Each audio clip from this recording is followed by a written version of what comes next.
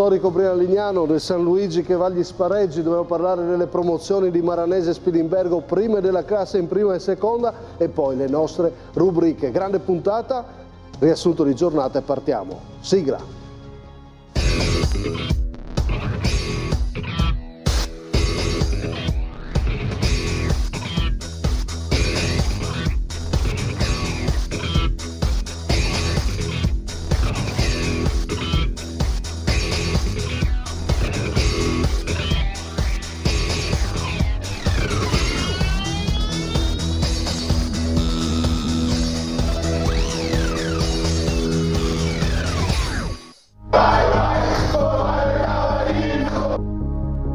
Abbiamo raggiunto un obiettivo credo veramente straordinario, siamo felici. In vista dei playoff non mi stupirei ci fossero altre emozioni positive, ecco. Probabilmente abbiamo fatto anche di più di quello che ci si poteva immaginare. Grande risultato per il Brian Lignano, invece dovrà centrare il risultato, l'obiettivo salvezza al San Luigi passando da uno spareggio. Sì, non è mai finita, la incontriamo loro. Mentalmente com'è? Pesante. È pesante. Chi ne beneficia può essere il Vigasio, che attende, o no? Bravo. È sicuro, il futuro non sarà più al Cernis Buzzane. Chiude malissimo, ma lo vedi un passo indietro questo campionato? Sì, sicuramente. Eccellenza, 90 minuti al termine. Partiamo da UFM Pordenone, tris per entrambe. Va fatti i complimenti a Criaco che lì in mezzo è veramente sontuoso. La verità è che ci abbiamo sempre creduto anche se eravamo più indietro degli altri. Alla fischia finale sentivo hanno fatto gol all'87esimo, non sapevo se era il pareggio o la vittoria, non lo so. Poteva uscire una, invece restano in corsa tutte e tre. Maranese che festeggia la promozione, vediamo la grande festa di mister Berlasso con i suoi ragazzi. Noi andiamo in seconda categoria per sentire la felicità di mister Dorigo dello Spilimbergo. Sono felicissimo, questa gente se lo merita. Si decide al Bottecchia il campionato. Giocare in quello stadio lì con una società storica, insomma, che ha calcato certi palcoscenici, penso che se la squadra è una grande squadra la partita non la sbaglia. No, secondo me ci vediamo un bello spareggio quest'anno. Sarà una settimana bella perché a chi piace questo sport queste settimane qua devono dare il sorriso, non paura, non timore, perché alla fine il calcio è un gioco. È un gioco ed è bellissimo, è divertente e ci appassiona. Che eccellenza ragazzi, e secondo voi come finisce? L'unica eccellenza in Italia ancora da vincere, con tre squadre che se la giocano. Che finale! Potete darmi l'immagine? Guardate qua, se la giocano sicuramente domenica al Bottecchia, Campanere e Zanutti, ma attenzione a guardare questa sfida, se vincerà ovviamente la sua, c'è anche Barbieri col Fontana Fredda. E allora chi vince lo chiedo anche a Davide Barlocco, ben ritrovato, ciao Davide. Buonasera. Paolo Sebastianis. Buonasera. Simone Fornasiere. Buonasera a tutti. Stefano Fabbro. Ciao, buonasera. Pronti, partiamo. Abbiamo tante cose da raccontarvi, ovviamente Pordenone UFM, ma non solo. Il tema di Tomei è proprio su questo. Vediamo il mister cosa ci dice. Chi vince questa eccellenza bellissima? Vediamo.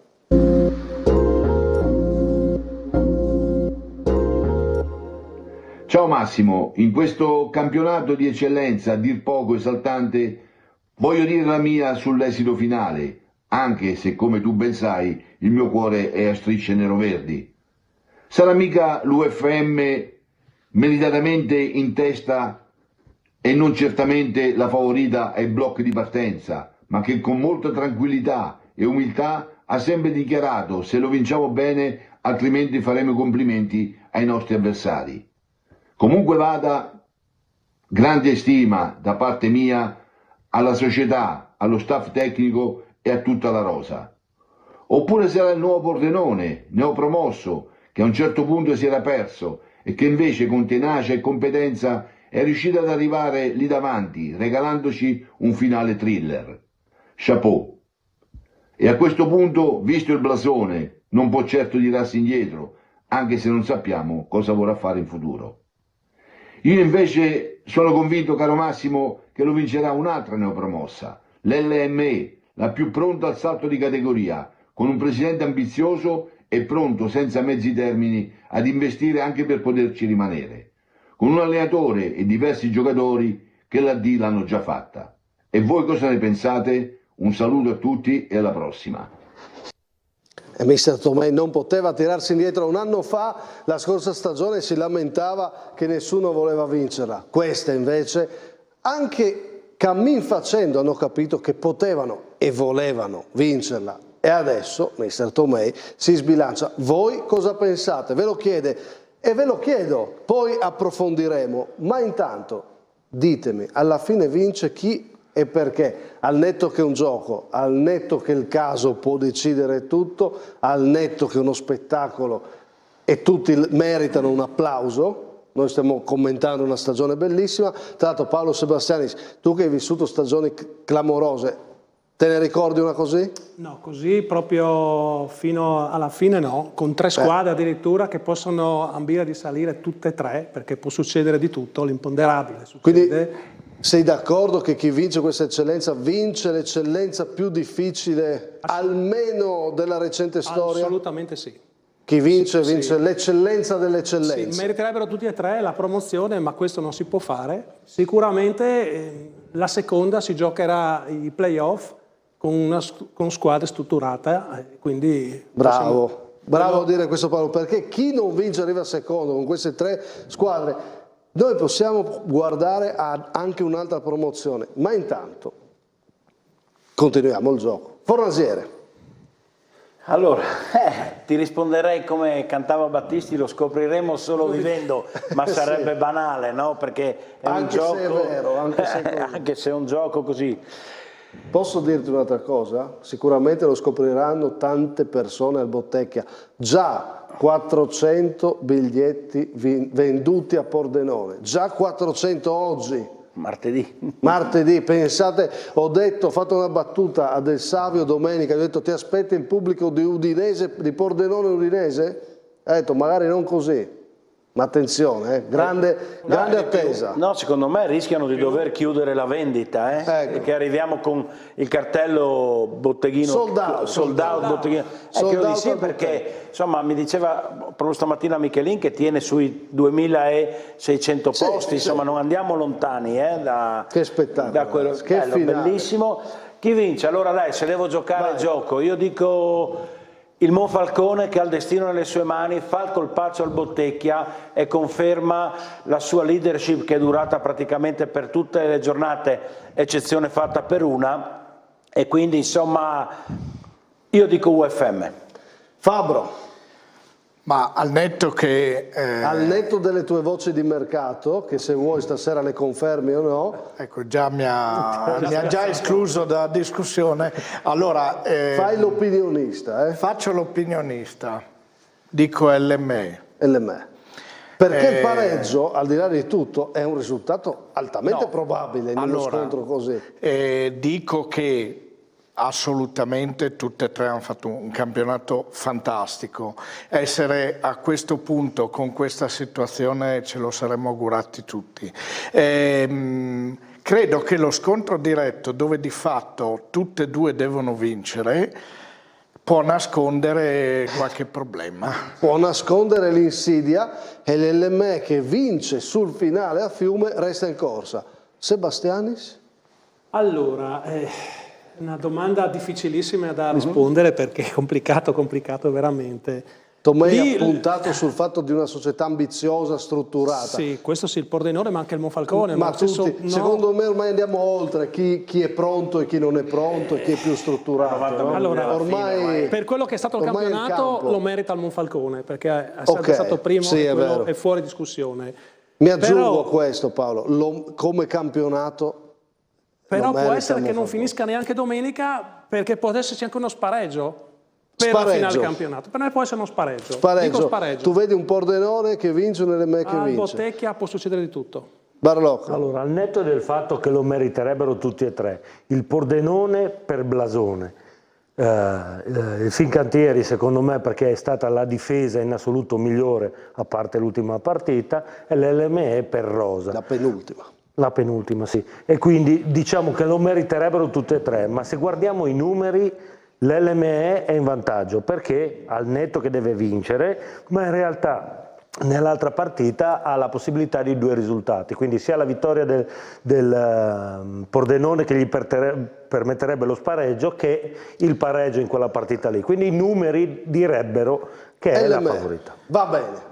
Pordenone che è l'unica delle 3 che non è mai stata in testa e che non ha ancora vinto lo scontro diretto, quindi coppa a parte. Fermo restando, ma ne parliamo, Fermo restando che il Fontana Fredda non è che renderà una vita difficilissima al Montegliano, perché deve salvarsi, quindi anche quello bisogna tener conto. Vero, perché noi guardiamo la testa della classifica, ma occhio che l'eccellenza si gioca anche in fondo per capire chi giocherà al play-out. Il Fontana Fredda ha mancato l'occasione col Fagagna domenica, e credo che a Mortegliano quel risultato lì non gli sia piaciuto, no? Se si può usare quel verbo. Ci torniamo dopo. A proposito di eccellenza, questa bellissima eccellenza dove torneranno in fuori quota ci sono gli esordi dei giovani. C'è questa curiosità, esordi anche dei figli dei presidenti, Riccardo Janic, figlio del presidente del Tolmezzo, la segnalo come curiosità. C'è poi Francesco Bressan a Chions, figlio di Attilio Bressan, fratello di Mauro, che è stato anche lui presidente del Chions. E poi invece gli addii, perché a 28 anni lascia Filippo Catuna, figlio del presidente del Martignacco, 28 anni, cresciuto dai piccoli amici fino alla prima squadra, una vita al Martignacco, e lascia per altri impegni. Quindi volevo sottolineare anche queste curiosità, no? Che sono successe in questo fine settimana, dove vi racconterò tanto vi devo raccontare in questa puntata, non solo Pordenone UFM, vi racconterò anche dei titoli che sono arrivati, dobbiamo parlare di Maranese e Spilimbergo. Però prima, cosa sceglie il Dea come le stelle in questa settimana? Premessa, ha deciso di non scegliere chi ha vinto i campionati, e allora vediamo chi sceglie, mister Stefano De Agostini. Buonasera, eccoci qua ancora con le stelle del Dea. Partirei con le 3 stelle a Pizzioli, del Pasiano, che fa un gol fondamentale per questa squadra, che lancia il Pasiano verso, diciamolo, la vittoria di questo campionato. Le 4 stelle al centrosedia, che sta facendo un finale di campionato importante, sono in zona playoff e potrebbero consolidare con domenica una posizione importantissima. Le 5 stelle vanno alla coppia Ciriello-Zorzetto, che ci stanno facendo vivere un finale entusiasmante per il titolo dei cannonieri, e le 5 stelle super superior vanno al Brian, perché ha fatto una stagione meravigliosa, quindi chapeau e complimenti vivissimi.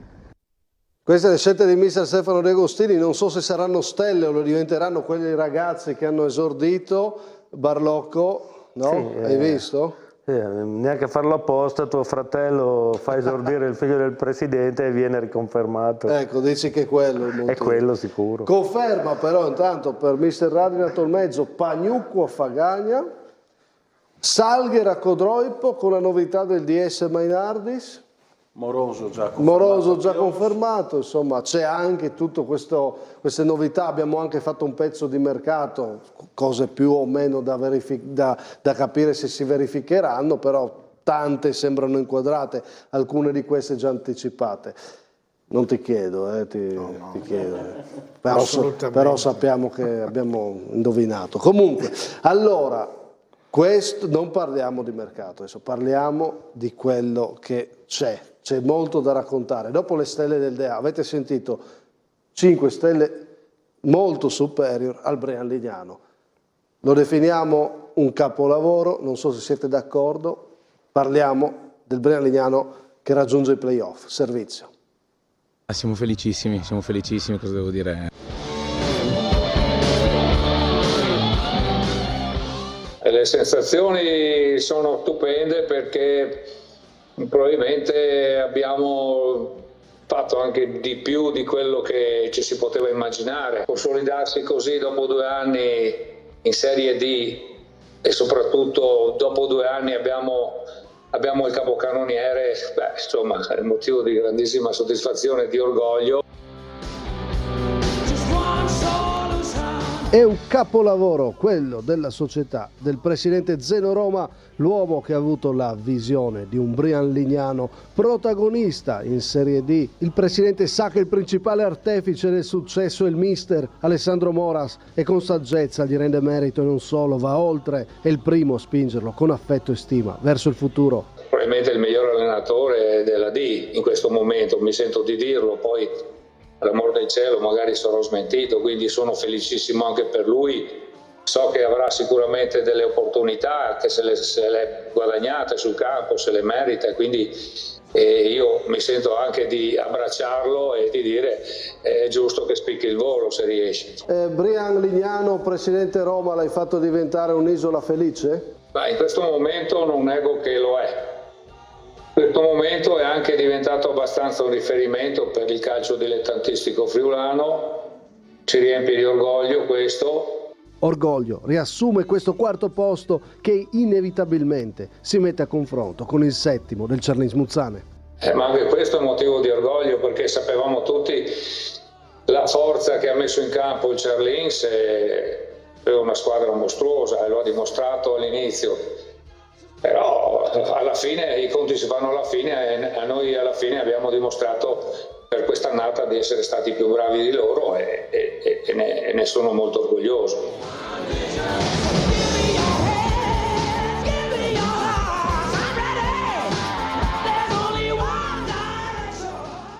Capolavoro, Seba? Sì, assolutamente, bravissimi. Ma proprio lì si vede... Ma il segreto dov'è? Il segreto sta nella società. Dirigenti, nel presidente, nel direttore sportivo Paolucci, che è stato un gran giocatore, capisce di calcio, trova le persone, ma trova prima le persone sul lato umano, credo io, e poi va a vedere il giocatore. Poi Alessandro Moras, che ha fatto due miracoli, ma non miracoli nel senso... Ma poi hai sentito come il presidente parla di lui, sa che va via, sa che andrà via, e giustamente, no? Dice, gli auguro il meglio. Questa è saggezza, è lungimiranza, un bel messaggio che lancia, come è giusto che sia. Ecco, voglio fare un passaggio sulla società, perché le differenze che fanno la società sento di quelle notizie nei dilettanti. Anche abbiamo visto Fiume Veneto che ha fatto una scelta, a 2 giornate dalla fine via l'allenatore, a 1 giornata alla fine la Cordenonese via l'allenatore, adesso la Virtus Roveredo, da verificare però me la danno come fatta, esonera Saccon che era entrato in corsa qualche settimana fa e affida ad un allenatore che lì c'è. Sono le società che determinano se ci può essere più o meno confusione, al di là di entrare nei casi specifici, ma per dire, quando cominciano le annate sbagliate succedono queste cose che sono anche fatte cose da gestire. 5 anni, il segreto qual è? Aver fatto lavorare un allenatore 5 anni senza dargli pressione, senza chiedergli particolari risultati, senza chiedergli di vincere e lasciando lavorare. Quando ci poteva essere la confusione, perché lo sappiamo tutti, a un certo punto Moras è stato in bilico, il secondo anno di eccellenza, quando c'è stata l'opportunità di fare confusione, non è stata fatta confusione e questi sono i risultati. È presto, no? 2 anni in D è presto, perché è un campionato, cioè quando noi guardiamo la storia di una società, 2 anni non possono già dare un verdetto, perché la D è un campionato difficilissimo. Quarto posto il verdetto l'hanno già dato. Però, esatto, in 2 anni il quarto posto, cioè è tanto, no? Sì. È tanto, e torno, l'artefice tecnico è Moras, però il segreto per me è proprio quel signore lì, è Zeno Roma. Il presidente, ragazzi, fa la differenza. E questo paragone col Cerlins Muzzane in questo momento, dobbiamo avere il coraggio di fare un paragone. È una questione di equilibrio, no Massimo? Tu devi avere un equilibrio sempre, nel bene e nel male. Non puoi, diciamo così, mettere tutto a male. Ma in questo momento il paragone esiste? Zeno Roma, Zanutta, i 2 presidenti? Classifica le ambizioni, l'esiste sì. Esiste, perché l'altro... No? Cioè non solo gli allenatori si paragonano, anche i presidenti? Sicuramente. Sì? Sicuramente le classifiche parlano anche di questo. Poi sai, ti possono capitare le annate sbagliate, come no, quelle buone, però... Al netto che stimiamo tutti, però noi siamo una trasmissione, dobbiamo andare oltre, c'è un verdetto da ragionare, no? Ma guarda, secondo me sì il paragone, ma soprattutto io dico, l'esperienza mi insegna che le società costruiscono i risultati e qui c'è la dimostrazione di come sia stato costruito in tutti i tasselli. Sappiamo che ha avuto delle difficoltà, la società sembrava dovesse essere ceduta, invece Zeno Roma ha tenuto duro, barra dritta, ha scelto un direttore sportivo che secondo me ha fatto veramente grandi cose, hanno scelto lo staff tecnico, i giocatori, hanno costruito le cose un tassello alla volta per arrivare a un risultato che non è casuale, è il frutto di questa crescita del Brian Lignano in questi anni. Ma infatti quando facciamo il paragone parla di orgoglio, ma giustamente perché da una parte c'è una società così forte con una realtà così ambiziosa che vuole arrivare, e il Brian Lignano ci arriva prima, in 2 anni rispetto a 9, un playoff contro un playout retrocesso. Questo purtroppo è un termine di paragone con cui il Brian Lignano ci fa i conti con orgoglio, Barlocco. Certo. Il Ceres Muzzane ci deve fare i conti con questo paragone, quest'anno sportivo, ripeto, cioè poi... Certo, per fortuna che ci sono queste figure, ma noi qua parliamo di risultato sportivo adesso, no? Ma sicuramente, io apprezzo anche le parole di Roma, nel senso che l'orgoglio di arrivare davanti al Carlino deve essere un orgoglio, ma per sforzi fatti da un altro presidente che l'orgoglio lo mette per il Friuli intero. Sì. Detto questo, e quindi questo penso che sia inattaccabile come ragionamento, voglio fare complimenti a Moras, perché Moras veramente ha dimostrato di essere un allenatore non solo emergente, e adesso un piccolo spot mi va di farlo, perché? Perché stiamo parlando di un allenatore giovane, un quid notevole, un allenatore con un'idea di calcio, e lo sappiamo tutti, e un allenatore del territorio. Queste sono 3 cose che per me fanno di Moras veramente un allenatore. Ceres Muzzane ancora dubbi su Moras, parrebbe, non è ancora così scontato che sia il nuovo allenatore, a parte che deve finire un percorso, domenica c'è il playoff, però vedremo. Dimmi? Sono d'accordo con Davide abbastanza. Allora, i 2 presidenti sono 2 presidenti diversi, che secondo me non mi sento tanto di paragonare. Uno è molto più Zeno, calmo, no? Più che cerca di fare sul risultato sportivo. Sì, cioè, ti ripeto. Ah no, quello intendo io. Perché poi i presidenti, cioè uno come Vincenzo Zanutta, uno come Zeno Roma, che investono, che ci sono, non facciamo. Non avevo dubbi io, era sottointeso. Questo era il mio intento. Era sottointeso. Sì. Per me quest'anno però la differenza l'ha fatta l'allenatore. Sono straconvinto di quello che dico. E per me proprio, restando il risultato sportivo, per me la differenza la fa il presidente.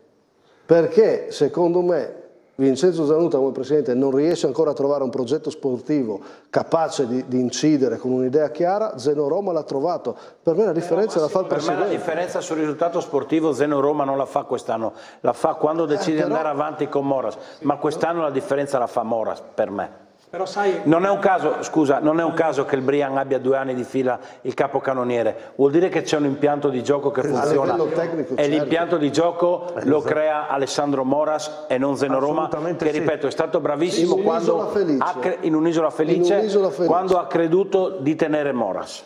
Ma Moras per me è la differenza del... Moras non si discute, però le pressioni sono diverse, perché di là dovevi vincere. Moras poteva fare un campionato anche di metà classifica. Sì, questo vale anche per gli obiettivi dei presidenti. Uno sta lavorando per la C, non ci sta riuscendo. Esatto. Zeno Roma sta lavorando per fare bene. Certo. Però la D è impegnativa, che tu voglia metterci un certo tipo di risorse e un'altra, no? Certo. E il quarto posto è il capolavoro. Ma assolutamente. Rispetto al settimo, no? Ma assolutamente. Fuori discussione. Mi permetto anche di dire la scelta dei giocatori, che secondo me in qualche misura sentono comunque una maglia addosso, cioè nel Brian Lignano io vedo comunque un'identità di squadra, anche se è gente che è arrivata quest'anno, però la vedo lavorare di gruppo, la vedo lavorare in una certa maniera, quindi anche andare a scegliere dei giocatori che fanno veramente al caso e quindi scelte mirate che poi permettono questo risultato. Forse qualcosa mi permetto di dire che magari a Chiarlin sotto questo aspetto è un po' mancato. Ma però io sì, adesso con tutto rispetto non mi capisca male se ci ascolta, Ibe che attaccamento alla maglia deve aver avuto? Ibe è un professionista, l'ha fatto bene. Può avere attaccamento all'ambiente, può trovarsi bene in un ambiente, può creare armonia a un ambiente. Questo intendo. E altri ambienti possono non crearli.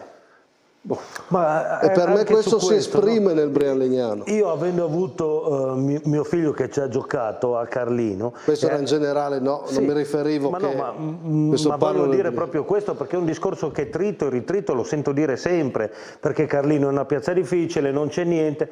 Sergio quando arriva a Carlino mi dice che è un ambiente idilliaco, ha detto è meglio che l'Udinese, serviti e riveriti in tutto, quindi faccio fatica a trovare un problema questo. No, ma io parlavo, riferendomi a lui, che però il Brian Legnano ha saputo creare un ambiente nettamente più propositivo. Parlava Ibe di emozioni positive e questo lo trasmette l'ambiente, la società, gli interpreti, quelli che sono attorno, c'è poco da fare. San Luigi è un ambiente... Sì, ma i risultati, Paolo ce lo potrà dire lui che ne sa più di noi, l'ambiente trasmette, porta punti o ne toglie, Sicuramente che porta punti. No, allora, se poi ti porta trovi bene, l'empatia che si crea all'interno di uno spogliatoio, perché abbiamo fatto i giocatori. Allora, io ho giocato anche fuori regione, anzi praticamente solo fuori regione, e quando sento dire che un giocatore del Carlino non è attaccato alla maglia non ci credo, e vi spiego anche perché io ho giocato in Abruzzo, dovevo essere attaccata alla maglia del Teramo e invece essendo professionista e creando empatia insieme ai compagni, perché dopo deve funzionare tutto, non c'entra nulla la posizione, dipendono le persone e come riesci a stare nel gruppo. Perché noi siamo riusciti a salvarci quell'anno? Perché porca miseria, se mi dicevi di buttarmi nei sassi io ci andavo dentro con la testa, ed è empatia che abbiamo creato tra me e te. E forse hanno scelto te e lui, non hanno scelto quello lì e quello lì, allora bisogna scegliere i giocatori giusti. Allora discutiamo le scelte. Anche lì, tornando, scusami Massimo un attimo, tornando indietro nel passato, il Sevegliano quegli anni lì aveva fatto 5 anni di Serie D, quindi aveva già l'esperienza con Umberto Nicoletto, con Vidal, con Zamparini, capito? Cioè non è che l'acquisissi così per caso, no? Però qua abbiamo una realtà che è da 9 e il Brian Legnano solo da 2. Uno potrebbe dirsi da casa, ma perché ci soffermiamo sul paragone e non ci soffermiamo sul capolavoro del Brian Legnano? Ma perché siamo di fronte al finale della Serie D dove spicca un risultato, quello del Brian Legnano, e c'è anche l'altro da commentare che è il 7° posto del Cernez Muzzane, e quindi viene inevitabile chiedersi cos'è successo ad una che puntava al primo posto, che è finita 7ª, ad una che puntava a far bene e finisce i playoff. Per quello che valgono, ma a livello di crescita societaria sono enormi. Però Massimo, il girone di ritorno, il Cernez Muzzane ha vinto 3 partite. No, certo. Cioè, è stato... se non faceva quei punti là rischiava di retrocedere. Sì. Quello magari no, insomma, non esageriamo. Conti alla mano. Se non fa le prime 5 vittorie, gioca per i play-out. Sì, guardando il ritmo del ritorno. Però dobbiamo essere onesti con la storia del campionato. Quella squadra lì era partita forte perché era forte, poi ha avuto dei problemi e poi il ritorno è grave. Scusa, attenzione, la matematica è semplice, il Cernez Muzzane fa 33 punti il girone di andata, chiudendo a meno 8 o meno 10 dal Treviso. Se il Cernez Muzzane fa 33 punti al ritorno, ne fa 66, è a 3 punti dal Treviso. Che poi il Treviso ha mollato poi, no? Le ultime 10 partite. Il Treviso ha mollato perché non ha mai avuto una vera antagonista, però insomma 18 punti sono pochi. Però il girone di ritorno è stato disastroso. È un girone di ritorno da media salvezza. Con una squadra del genere io mi aspetto... E non a caso, giustamente, è giusto che l'allenatore finisca la sua avventura. E se mi dite che Moras è un artefice, dall'altra parte c'è un artefice negativo che è giusto che non sia più l'allenatore nel futuro. C'è un problema di fondo. Se tu dopo Obermai hai smesso, perché hanno smesso di giocare, perché hanno fatto 15 punti il girone di ritorno, c'è un problema 18, grosso. sì, vabbè, poco cazzo. Scusa, 18. Ok. Ci siamo soffermati un po' di più perché è l'ultima giornata della Serie D, campionato finito per il Cernez Muzzane, continua per il Brian Legnano, domenica Chioggia alle 19, playoff, comunque vale per un un prestigio questo playoff, anche se sappiamo che non porta alle promozioni. Campionato che continua per il San Luigi. Parliamo anche del San Luigi, questa stagione lunga, complicata. Domenica ore 16 San Martino di Lupari, lo spareggio. Servizio. Beh, siamo partiti dall'inizio dell'anno con questo obiettivo. Siamo all'ultima giornata, ce la giochiamo ancora. Quindi vuol dire che qualcosa abbiamo fatto, forse poco, ma per le nostre possibilità, per le nostre capacità, per tutto quello che ci vogliamo mettere, abbiamo fatto tanto. Il San Luigi è in gioco, l'obiettivo in fondo era questo, non è poco. E tanto invece pensare servano non una ma 2 partite per riuscire a restare in categoria. Non è bastato vincere a Merano e pareggiare in casa, serve uno spareggio. Una settimana dopo, sul neutro di San Martino di Lupari, ancora San Luigi, Maia Alta Obermais. Sì, non è mai finita, non è mai finita, rincontriamo loro. La fatica rimane e altri 90 minuti a soffrire e combattere, la battaglia continua. Non è finita, non sembra essere mai finita, quanto è difficile? Ma no, non è che è difficile, è semplicemente che si allunga. Si allunga sì e si riparte da una gara che ha detto che il San Luigi poteva vincere. Partita maschia, dura, combattuta fino alla fine da 2 squadre che fino ad oggi hanno fatto un campionato secondo me per le aspettative molto buono. Si guarda domenica pensando a cosa fare meglio. Provare a giocare perché se la buttiamo sulla fisicità probabilmente loro hanno qualcosina in più e quindi provare a giocare di più. Mister Pocecco ha recuperato Denuzzo, deve ancora valutare forte e domenica a guardare allenarsi Carlevaris qualcuno avrà pensato a quanto sarebbe servito anche lui in questa stagione infinita, ma che non può e non deve finire domenica, non è ancora tempo di fermarsi. E vedremo un po'. Cosa vedete voi invece? Vedo una partita difficile da tripla, vedo una partita in cui le emozioni saranno forti da una parte e dall'altra, in cui tutte e due sono spalle al muro e comunque è solo il primo step, è solo il primo gradino da fare, poi bisogna restare comunque sul pezzo perché poi hai un'altra partita. Allora, possiamo dire però che San Luigi meritava di vincere domenica. Quella partita di domenica fa testo o si resetta completamente? Paolo? Fa testo sì, perché se la vincevi andavi a fare l'altro spareggio e basta. Ma sulla prestazione fa testo? Cioè aver dimostrato che potevi vincerla dice che questo San Luigi ha qualcosa in più del Maia Alta tra l'1-1 e la vittoria dell'andata? Allora, il San Luigi ha fatto 3/4 di campionato benissimo. Dopo le ultime 8 partite ha mollato, ma perché? Io credo di esperienza, io credo. L'esperienza lì che cambia. L'esperienza Serie D vuol dire tanto, vuol dire sapere giostrare certe partite, accontentarsi degli pareggi. Questo è un tema, è calato, è un tema l'esperienza, non vince da tanto e deve vincere adesso 2 partite. Questo è difficoltoso. Guarda, sono d'accordo con Paolo perché la dinamica del fine campionato in campionati così importanti è veramente punto a punto e sono battaglie, quindi sono d'accordo con Paolo che può aver subito la poca esperienza, può aver inciso. Dopodiché io resto del fatto che il San Luigi ha fatto un campionato incredibile, il campionato che doveva fare e quindi la consapevolezza che avevano partendo per fare questo tipo di campionato potrebbe aiutarli a passare questo. Tenere la consapevolezza, ovvero siamo qua con il giusto obiettivo e possiamo farcela. 2 partite da vincere. Difatti il problema secondo me è quello, il fatto di dover puntare a fare una grande partita con l'Obermais e poi dover vincere col Vigasio. Non è facile, è tanto. Però dico anche, ha affrontato la partita di domenica con di fatto l'attacco dell'eccellenza dell'anno scorso, no?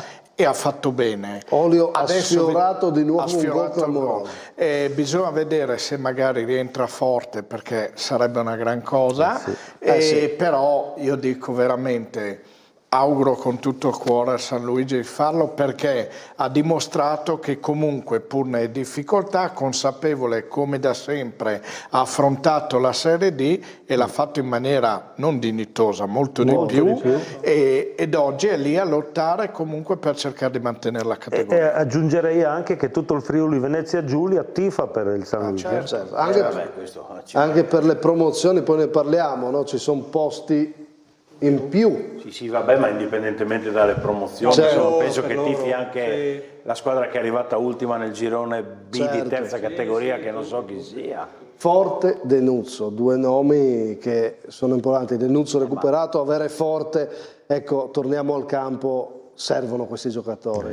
Credo che Forte fece doppietta, no? Bravo. Ha fatto uno Denuzzo e uno Forte all'andata. Sì. Insomma, sono i due uomini più forti, che hanno più esperti, più tutto, quindi è chiaro che averli... Ha giocato Osmani domenica, un campione d'Italia, un ragazzo giovane, ha fatto che una buona partita. Sì, ma sempre un 2007 resta. Certo. Però per dire, comunque ha giocato con le sue armi il San Luigi e si è preso questa salvezza comunque con le sue armi. Però devo dirvi che si percepisce la stanchezza di questa stagione. Ha detto il Pocecco, no? Non finisce mai, lo fa percepire anche il presidente Peruzzo. Sentite questo passaggio. Io posso solo che ringraziare, ma veramente di cuore, lo staff tecnico, tutti i miei collaboratori, i giocatori e anche gli sponsor che ci hanno sostenuto in quest'annata, che a livello economico non è facile, come non è facile a livello sportivo, a livello calcistico. Quindi è un campionato estremamente difficile, bisogna entrarci prima di tutto con la mentalità e poi con lo spirito, e forse non basta ancora. Quindi anche un monito sulle squadre di eccellenza che fra poco concluderanno e vedremo chi passerà in Serie D. Per quanto riguarda le squadre che giocano questo bellissimo campionato di eccellenza, io gli faccio tanti auguri di vincerlo, però gli dico anche state attenti perché è estremamente difficile. Non fate i passi più lunghi della gamba, perché poi ognuno a casa sua è libero di fare cosa vuole. Però sì, è un campionato a livello sportivo molto bello, però non c'è quel terzo tempo, non c'è quella cosa che abbiamo noi in Friuli Venezia Giulia. Non sono dilettanti. No, ma poi le categorie sono fatte per un motivo. Quando giochi in eccellenza non c'hai più il derby col paese vicino, è chiaro che più sali e più tutto scema. La Serie D la riformerei tutta, togliamola dei dilettanti. Non è dilettante. Vabbè, ma no, non è dilettante, cambia non c'entra a niente. livello burocratico, sì, insomma. Ma togliamo, noi quando parliamo di Serie D è una trasmissione che si avvicina a una trasmissione che può esserci in Veneto sui professionisti, ormai è così, insomma, che piace o no. Mi dispiace che abbia perso un po' di entusiasmo Peruzzo, perché rimanere in Serie D, secondo me, non so se gli è un peso, no? Perché è un peccato perdere la categoria, secondo me. Non è che la vuole perdere, ovviamente, no, però si percepisce. Stanco lui, no? Sicuramente grandissimo presidente, grandissima società, però devono fare di tutto per rimanere in Serie D, perché rimane giocatore società di Serie D. Però il monito io lo trovo corretto, ovvero, ragazzi, la D devi essere sul pezzo su quanti fronti, cioè non è solo non è da quest'anno. Esatto, ma questo lo sapevi. Questo si sapeva già quando la facevano loro a Sevegliano, forse. Per me è diventata ancora più complicata. No, è sempre stata, Massimo. Così? Sempre stata, sì. Te lo posso assicurare. Perché all'epoca non c'erano... C'erano più squadre regionali, Paolo. Ok. Aiutava. Aiutava. È chiaro che se tu hai 7 squadre regionali e si avvicina più all'eccellenza come costi, come trasferte, come tutto, ma in quell'anno lì noi abbiamo fatto retrocedere il Gorizia, quindi erano partite vere anche quelle. No, però... io mi ricordo un Sevegliano-Gorizia, ma me lo ricordo bene. Comunque, al di là di tornare nel passato, restando al presente, ci avviciniamo a 2 scontri importanti e il presidente Peruzzo fa capire, dico la prima vera esperienza in D, Stefano, perché quell'anno del Covid durò poco, questo è il primo anno del San Luigi, ci sta provando, ma il presidente lo dice chiaramente quanto è difficile da tutti i punti di vista. No? Comunque la mettiamo tra l'eccellenza e la D, c'è un salto enorme, sotto tutti i profili tecnico, di organizzazione, di struttura proprio delle società, oltre che economico, perché è veramente un abisso che non c'è nelle altre categorie. Forse io dico quest'anno può essere che l'eccellenza ci stia dando la possibilità di avere delle squadre, mi collego a quello che diceva lui prima, forse anche chi arriva a seconda potrebbe anche ambire a riuscire ad andare in D, e sono magari società strutturate in una maniera per poter anche tentare. Ma quel monito è tutto a vedere, però voglio dire, il San Luigi ha sempre fatto le cose misurando i passi, questo l'ha sempre detto, l'ha sempre fatto, quindi sapevano un po' a quello che andavano incontro, però credo che alla fine cercheranno in tutte le maniere di rimanere in D, perché poi sarebbe Il monito secondo me è che lui dice ho fatto il massimo di quelle che sono le mie possibilità e guarda dove sono ancora appeso, sono un equilibrista, no? Che, spareggio e non basta, poi il play-out. Ma ragazzi, questa è la Serie D e il San Luigi ha fatto un signor campionato, San Luigi e Maia Alta avrebbero firmato forse per fare uno spareggio al mese di luglio. Forse il futuro è saper trovare questo elastico tra le 2 categorie, no? Eccellenza e D, e saper stare in equilibrio facendo questo elastico che ti puoi tornare dopo 2 o 3 anni. Forse anche quello, più che restare l'obiettivo, ma può diventare una società importante che se sai stare in equilibrio tra le 2 realtà. Anche questo mentalmente può diventare un obiettivo. Guarda, credo che, senza snocciolare numeri, credo che tu in D per provare a salvarti debba spendere il triplo di quello che tu hai speso per vincere l'eccellenza. Ed è follia questa, ma purtroppo tanto è. Quindi... Lo ha detto Tomei la scorsa settimana nel suo tema, ha detto il San Luigi dov'è? Perché era preventivato, così era il campionato del San Luigi, appunto, no?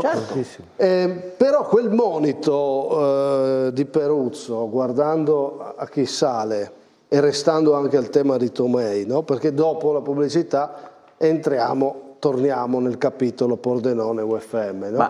Quel monito, ma chi vedete veramente pronta, più pronta per la D, al di là di chi merita di vincere il campionato? Perché io non sono d'accordo con Tomei quando dice l'LME, per me la vera società che può guardare la D è il Pordenone. Per blasone, certo. Io vedo più il Pordenone in quel monito. Bisognerebbe analizzare più punti di vista, no? L'LME lo sappiamo e credo che insomma non lo offendiamo, ha un presidente che ha troppo poco. No, io ti dico punto per punto, l'LME è una società che economicamente, da quello che si sente, poi il portafoglio suo lo conosce lui e sono felice per lui, economicamente è forse quella più pronta delle 3 per fare la Serie D.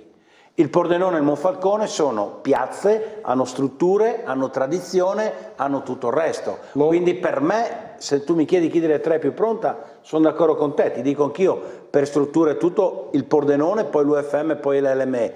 Ma mi sembrerebbe di mancare di rispetto comunque a una società ambiziosa e che ha la forza economica forse per farla. Anche se il discorso Pordenone ci si può mettere un punto di domanda, perché è un bel progetto, una novità, ci sono nuovi soci, ma forse anche per loro magari è presto. E ci sono soci, plurale. Plurale a me fa sempre un po' paura.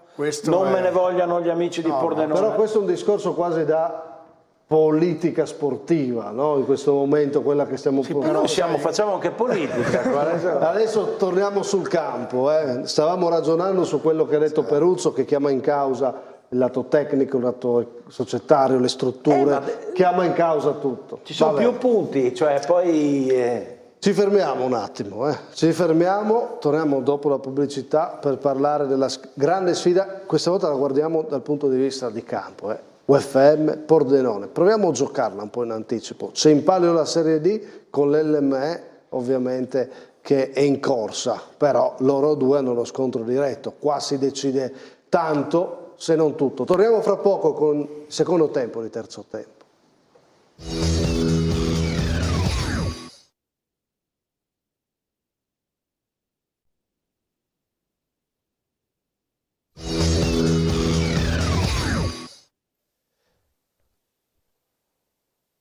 Eccoci qua, secondo tempo di terzo tempo, preparatevi, abbiamo tantissimi argomenti, però questo è centrale, no? Verso Pordenone UFM, proviamo a giocarla in anticipo, abbiamo dato dei voti e delle voci e vediamo cosa ne esce. Dai, servizio.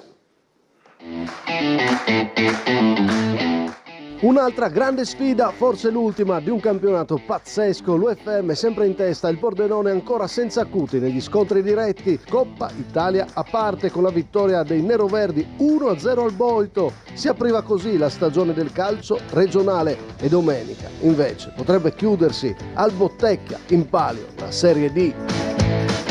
Proviamo a giocare questa sfida in anticipo. Gli allenatori in vantaggio Zanuttig 9,5 per esperienza, perché questa squadra l'ha plasmata davvero come lui voleva e lo segue ciecamente. Ma attenzione a Campaner, voto 9, ormai da 3 anni ai vertici, è abituato come da giocatore alle sfide decisive e alle vittorie. La stella in questo caso senza dubbio sono i due portieri, i migliori della categoria, impossibile scegliere uno o l'altro. Una stagione di parate clamorose per Meneghetti e Sorchan, i migliori giocatori dell'eccellenza sono loro, voto 10. La fase offensiva sposta gli equilibri, brillante quella dei neroverdi con Zorzetto e Toffoli, coppia d'oro, 60 gol fatti, miglior attacco dell'eccellenza, voto 9,5. La capolista davanti ha meno forza, seppur ha un luccheo capace di fare gli straordinari. All'UFM manca il bomber e produce meno rispetto ad altre. Sesto attacco dell'eccellenza con 44 gol, voto 8. Fase difensiva invece perfetta o quasi quella della squadra di Zanuttig, miglior difesa con 25 gol subiti, voto 9,5. I Ramarri hanno avuto dei momenti di flessione e spesso c'è voluto Super Meneghetti, poi hanno ripreso equilibrio e con 30 reti subite sono la terza difesa, voto 8. E infine, voto all'ambiente, che stavolta potrebbe avere un peso specifico. I tifosi dell'UFM sono uno spot per il calcio dilettanti, voto 9, ma è naturale che il tifo organizzato e i numeri del Bottecca siano un'altra storia. Si dice sia il 12° uomo e forse farà davvero la differenza, voto 10. Risultato finale, Pordenone 47, UFM 46. Sì, c'era un 8, un 8,5, in realtà vabbè, mezzo punto, uno non cambia, vabbè è un gioco, dai, facciamo un riepilogo di questa, però ci fa capire qualcosa, no? Al di là del gioco, no? Di chi vince questa sfida, facciamo un riepilogo nella grafica e dove volete fissare un po' il tema centrale. Io l'ho individuata nella fase offensiva. Questa fase offensiva secondo me può determinare. Io nei due portieri invece. Anch'io. Che però fa parte, giustissimo, ma fa parte della fase difensiva. Ma e quindi, in questo caso... quindi tutti vi aspettate che sia una partita dove è la fase difensiva guarda, che vale? Se vince lui, quindi che vince il Monfalcone, vuol dire che questo campionato l'ha vinta la fase difensiva rispetto a tutte le altre squadre. Quindi io vedo nella difesa del Monfalcone la capacità, in questo caso, di determinare un campionato intero. Tu sei d'accordo che questi due portieri sono da 10? Bravissimi, non si può scegliere uno? Allora guarda, sono due portieri che hanno fatto vedere tanta roba che non c'entrano nulla nessuno dei due con la categoria. Dai, datemi qualche... È indiscutibile, i due portieri sono stati quelli che hanno portato punti ad entrambe. Tu vedi favorito l'UFM, non mi hai detto? Ma credo che insomma sia sempre stata in testa, arrivi là quasi forse ancora senza nulla da perdere, è sempre stata in testa, è sempre stata una squadra solida, non so, sì, ma parliamo di dettagli, 50,1 e 49,9. Anche il mezzo voto dell'allenatore in più al Monfalcone è una cosa arguta. No, è perché... Troppo poco? Ma forse sì. Ha inciso molto di più. Ha inciso di più? Sì. Però Campanella è arrivato lì in 2 anni. Però sappiamo anche che il Pordenone benissimo non ha giocato, per tutto l'anno. Io da una parte vedo forse 1,5 punti della fase offensiva di differenza un po' troppo, perché però di là c'è Lucheo, Bertole che è andato in forma, voglio dire Maldrigo dietro, cioè ci sono comunque i meccanismi per far male anche da parte del Monfalcone. Sicuramente la fase difensiva è stata la migliore, quella dell'UFM, però potrebbe anche venirne fuori una partita. Io non credo che partiranno all'arrembaggio nonostante debbano vincere tutte e due, perché sarà una partita molto tecnica. Lo so, un po' la storia, ma quando si deve vincere diventa gioca anche il fattore. È pazzesco che tutte e due devono vincere clamorosamente. C'è l'altra dietro che spinge. La storia l'abbiamo un po' riassunta, ma si vede nelle immagini che adesso facciamo correre, no? Si sono trovati in agosto, hanno aperto la stagione, ha vinto il Pordenone, però era calcio d'agosto, era la Coppa Italia e diciamoci la verità, nessuno si aspettava ad agosto che queste due squadre si sarebbero trovate di fronte per vincere il campionato all'ultimo, per motivi diversi. E poi l'UFM ha vinto all'andata e dicevo prima, il Pordenone non ha vinto ancora uno scontro diretto. Non ha vinto uno scontro diretto, ha fatto un solo gol, quello di Monfalcone, perché con la variante 0 gol andata e ritorno. Se posso chiudere sulla fase offensiva, sono d'accordo con Stefano, non è che non ha soluzioni l'UFM. L'UFM gioca volutamente così, per credo del suo allenatore, ma le soluzioni le ha davanti anche l'UFM. Chi avrebbe detto che all'ultima giornata era così? Cioè, possiamo continuare a dirselo per tutta la sera. Però l'UFM è in testa dall'inizio, ma io vi voglio porre questa domanda. Paolo, che hai giocato campionati importanti, ha un po' di paura l'UFM questo finale di stagione? Quel 4 gol di Muggia sono veramente dimenticati, 3 a Fagagna, in trasferta non ha vinto, no? Ha fatto fatica, è vero, però è sempre stato primo. Quindi non trovi che ci sia un po' di... No, partita secca così secondo me saranno gli uomini chiave, quelli che hanno più esperienza a giostrare la partita, perché veramente si deciderà, a mio modo di vedere, su un episodio, da una o dall'altra parte, chiaramente.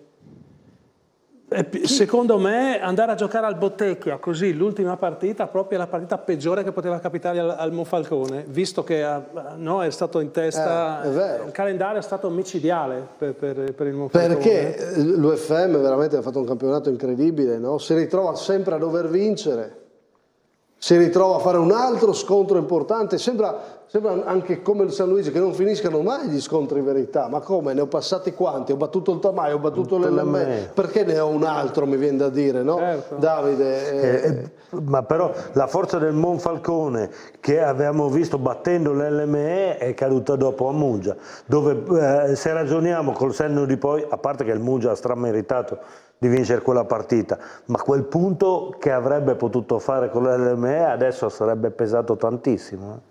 Sì, qua sono gli ultimi gol, arrivano da 2-3-0, quello in casa dell'UFM col Tolmezzo e quello del Pordenone contro il River Fleibano in trasferta.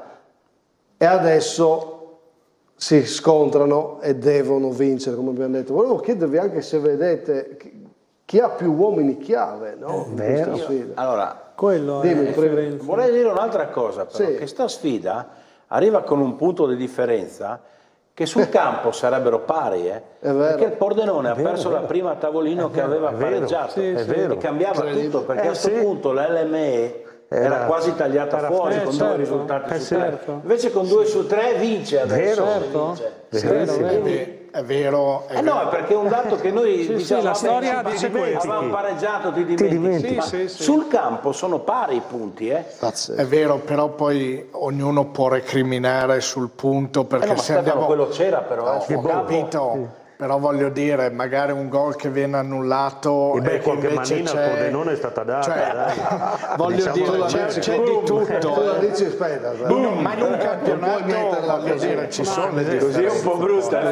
Ma è vero che anche il Monfalcone ha sbagliato il rigore sul 2-2 a Muggia. Certo. Fai il gol, fai tu il 3-2. Ma tutti gli episodi. Cioè, capito? No, Ciriello martedì ci ha detto se ci fanno il 3-2 la perdiamo. Però Barlocco sì, ma- ha buttato lì una bombetta. Porca miseria. Abbiamo visti tutti, gol non gol. Insomma. Posso dire una cosa su questo tema? Devo dire che gli episodi contano in un campionato, no? Diceva Sì, Fabio, effettivamente gli episodi sono girati. Io l'ho detto l'altra settimana, qua noi parliamo, adesso voglio sentirvi dire di chi può essere il giocatore chiave. Lo ripeto, la miglior terna possibile, qua Esatto. servono i migliori Esatto. e devono essere una finale questa. Domenica la terna sarà l'arbitro degli scambi, primo in classifica l'ultima giornata, te lo metto, ma giusto.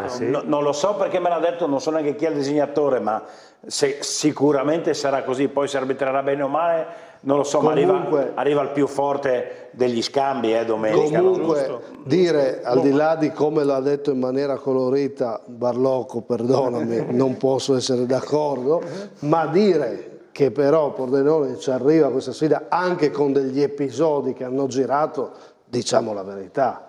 Diciamo la verità. Sì, quelli che Perché almeno gli abbiamo ultimi visto, due che abbiamo visto. Poi però ti dico, come ho detto quella sera che c'era proprio Ciccio in studio, bisognerebbe vedere tutte le partite però, perché certo. poi magari anche loro hanno avuto qualche episodio Però se fosse un contro, dirigente ce l'ha del avuto... Gorizia cosa diresti adesso? No, ma è chiaro, è chiaro. Però alla fine diciamo dai che si equivalgono le cose. Teoricamente sì, però ognuno ha quello che si merita. Bisogna vedere tutte le Giusto, partite, dai. magari un episodio favorito bene, te, uno sì. favorito me, uno lui. Scusate, torniamo al campo. Rispondo alla tua domanda. Chi ha gli uomini chiave, chi ne ha di più? Perché io te ne propongo uno adesso, però vai. Giro di opinione, uomini chiave, chi ne ha di più? Li hanno tutti e due gli uomini Tutti e chiave. due. Cioè, come fai a dire chi allora, è più uomini chiave? Se ti devo dire uno per squadra, ti dico Zorzetto da una parte e Pratolino dall'altra. Facciamo però, così. Ragazzi, se si accende Aldrigo la vince da sola, se si accende Lucheo, se si accende Criaco. Quando si accende Aldrigo? Aldrigo si accende. Lo so, ma per dirti è difficile dire chi ha più uomini chiave. Chi vuole intervenire? Ma che trasmissione, però adesso potete essere disaccordo, ma che trasmissione bellissima, vi ringrazio, mi sto divertendo tantissimo. Allora, se non intervenite vi propongo però un uomo chiave, al di là dei gol che ha fatto, perché ci sono ancora le nomination, finali di stagione sono un po' molto da omaggio, però questa la potete discutere. Io vi dico che intanto ha fatto 2 gol e secondo me abbiamo parlato di Bogan, abbiamo parlato di Lucheo, abbiamo parlato di Ciriello. Questo comunque è un uomo di questa eccellenza. Miglior giocatore.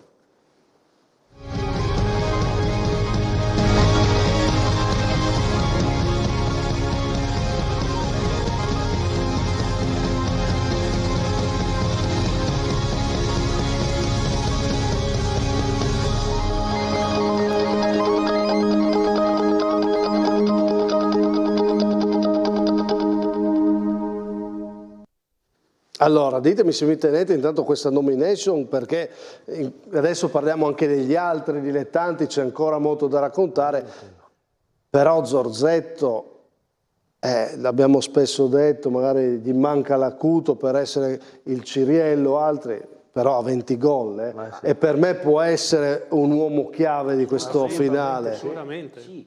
Ma scusa, l'altro anno il Tamai è arrivato secondo a un punto, perché? Chi gli è mancato al Tamai l'altro anno? L'ho detto l'altro anno in tutte le salse qua. Ve lo ricordate? E il Pordenone il Pordenone ha avuto Zorzetto con 20 gol quest'anno. 20 gol. Il Pordenone ha il bomber, E quello a fianco lui 15? 15. Quindi vuol dire che anche lui, cioè se 2 punte fanno 35 gol, vuol dire che uno è funzionale all'altra. Sì, ma hai visto come è risultato. E torno a quando abbiamo parlato dei voti, l'ambiente. Non potete dirmi che in questo scontro l'ambiente non fa la differenza. No, certo.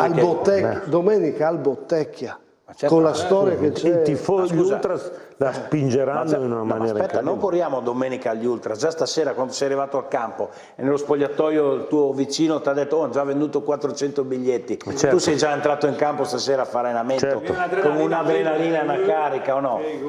Mamma, bello, dai. Io però ti nomino un altro. Vai, dimmi e poi vado avanti. Perché qua. è una storia un po'... non una storia che... Io ti nomino Foschiani dell'LME. Sì, vediamo anche un po' di LME perché che non ne abbiamo domenica parlato, vediamo un po' di immagini. Fa il gol, che di fatto li tiene lì, li mette in quelle condizioni, lui che ha esordito in Serie B con quel Pordenone, ed è lui che blocca di fatto un Pordenone che poteva... Lui è esordito in Serie B a Brescia col Pordenone. Andiamo a pieno schermo perché qua c'è la bomba di Zanolla e questo gol al 90esimo rischia di valere una stagione.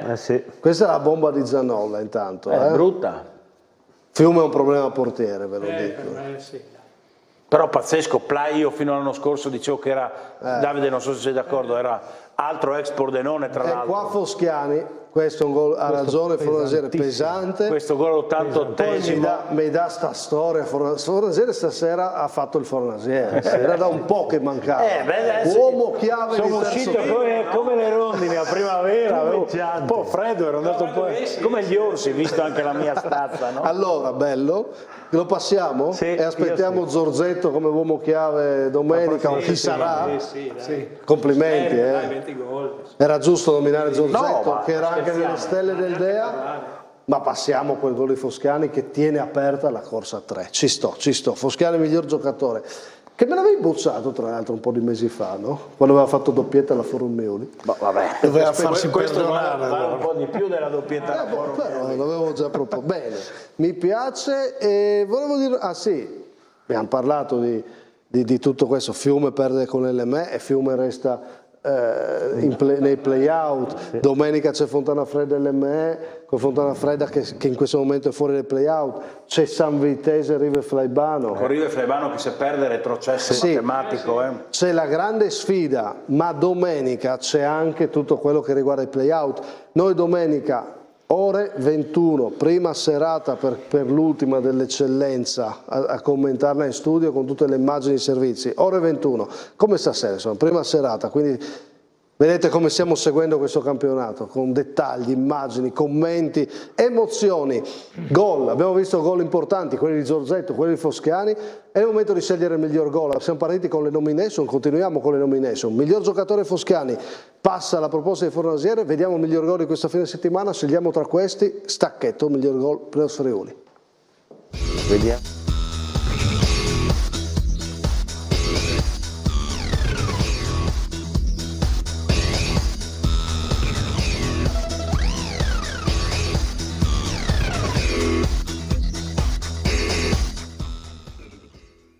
Guardate un po' Giuseppin, parleremo fra poco dello Spilimbergo che vince il campionato. Dorigo allenatore. Sì, Stefano Dorigo, ex Casarsa. Giocava della Casarla Juniors. Guardate, rivediamo adesso, qua l'esultanza, il 2-0, uno scontro diretto, stop col petto, col destro, supera l'avversario, se la porta ancora un po' avanti, sinistro sul palo lontano all'incrocio. Dentro nella Ragnatela anche questo che aggancio che ha fatto. Paludetto, c'era aggancio e sinistro, tutto al volo. Bellissimo anche questo. E poi il Chiarbora Ponzena retrocesso trova questa bellissima giocata di Polacco. Il tiro della domenica, so che insomma, probabilmente parte dietro alle altre due perle, però giusto sottolinearlo. Bene, sarà una bella sfida tra Campanere e Zanutti, torniamo alla nostra normale scenografia e vivremo tutto questo domenica. Miglior gol, votiamo. Paludetto, anche perché arriva al coronamento di una stagione importante per lui. Paludetto. Paludetto? Per me quello di Giuseppin fa impazzire. Io dico Giuseppin. Anch'io, però vediamo. Allora il tilt lo becchi tu, 2 Paludetto. Giuseppin? Paludetto. Fa un gol, ragazzi. Fa un gol incredibile. Bello. Il controllo che ti porta. Ma Giuseppin mi dispiace non votare. No, ma anche Giuseppin, grandissimo. Ma anche Polacco che fa un gol incredibile e l'abbiamo scartato praticamente. Però forse il 2 del Rorai Porcia può Sì, ho capito, può andargli addosso meglio, sempre colpa degli altri. E il portiere del 13° può uscire meglio. No, gliela sposta, dai. Poi, però di portieri fai parlare chissà di portieri che è qua. Allora parliamo di portieri adesso, con la miglior parata. Vince Paludetto, però Giuseppin comunque complimenti a Polaro, bellissimo, giocate straordinarie. Miglior parata, Stacchetto.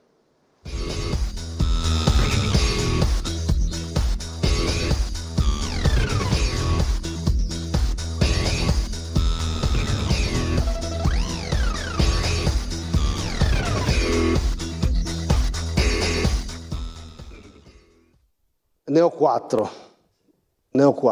Lizzi.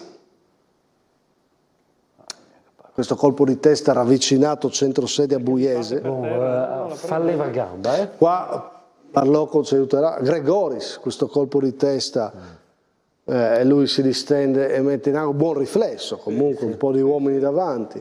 Nappi, nella giornata in cui il Teor fa scorpacciata di gol, però il portiere del Corno fa questa doppia parata molto interessante, molto bella, soprattutto la prima secondo me, e poi c'è anche la seconda. E Della Mora, dalla prima al Teor all'ultima Maniago Vaion, tiro ravvicinato, e Della Mora risponde presente contro il Martignacco.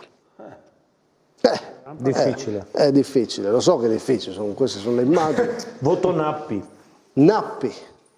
Barlocco, il più esperto di tutti, dice Nappi perché? Perché intanto ne fa due e la prima non era semplice, e soprattutto una gran bella linea di tuffo sulla prima, la deviazione poteva metterla in calcio d'angolo, invece la lascia in gioco, ma è dopo molto bravo anche sulla seconda. Sebastianis. Difficile, veramente. Ma io, il portiere del Maniago Vaillant. Della Mora. Della Mora. Nappi, Della Mora. Sì, io umilmente rispetto a un gran portiere, però dico Lizzi. Lizzi. Dico Lizzi anch'io. Due Lizzi. Va bene. Passa Lizzi.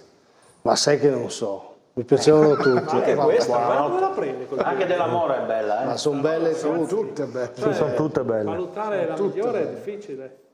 Tutte di promozione. Bravi. Tutte di promozione. E di Lizzi promozione, fa leva gamba, e di promozione parliamo adesso. Passa Lizzi comunque, miglior parata Lizzi. Parliamo fra poco di promozione. Io vi voglio portare indietro nel tempo prima di tornare all'attualità. Tu hai mai fatto leva gamba?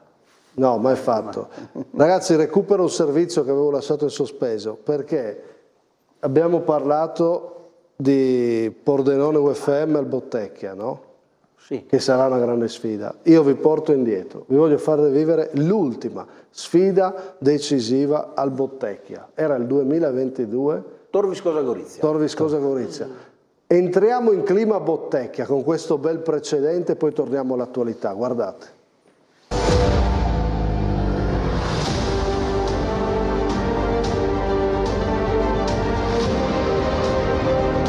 Grion sul secondo palo. Bellini che sembrava gol. Attenzione a Pillon che riesce a trovare Ciriello, è fuori Buso e 1-0. Ciriello porta in vantaggio Tor Viscosa, una palla persa a metà campo che fa malissimo la Pro Gorizia, e Ciriello è implacabile, palla al centro, deve allontanare la Pro Gorizia, arriva Zetto ed è calcio di rigore. Ciriello con sinistro, non ci arriva Buso, Tor Viscosa 2, Pro Gorizia 0, sempre Bomber Ciriello. Blasi in area, Pratolino, alla Tor Viscosa 3-0.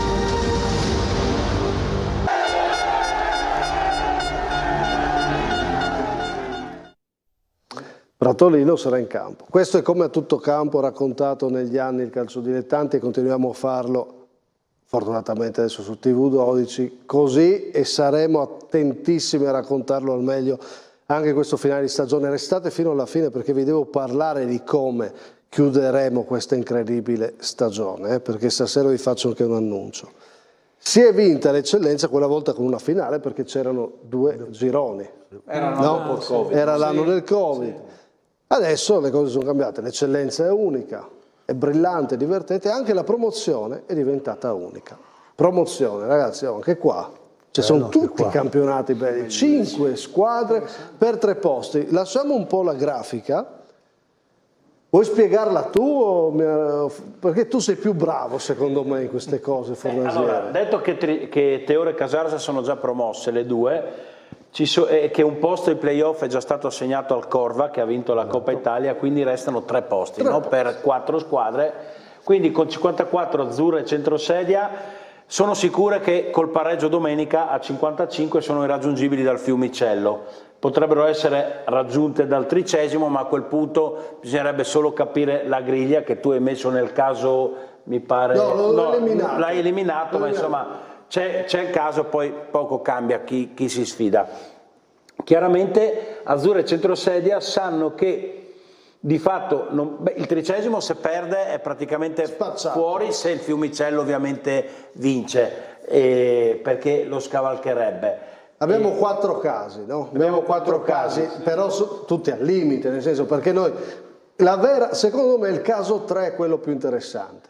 Il caso 3 è quello... Allora, in rosso sono segnate in un possibile situazione di fine, quelle che escono.